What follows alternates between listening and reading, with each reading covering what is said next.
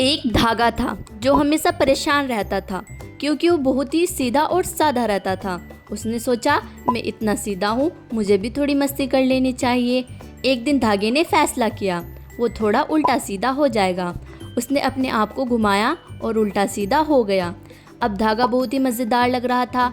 उसने सोचा, हाँ, मैं कितना फ़नी हूँ, मैं अब किसी को भी हंसा सकता हूँ। लेकिन धागे की मस्ती जल्द ही समस्या में बदल गई। जब टेलर ने धागे को देखा तो वो परेशान हो गई।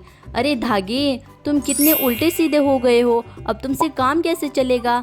धागे ने अपने आप को फिर से सीधा किया और बोला, हाय, मैं फिर से सीधा हो गया, पर हाँ, अब मैं जान गया हूँ कि सीधा रहना ही बेहतर है। सीधा साधा धागा इस बात को कभी नहीं भूल पाया।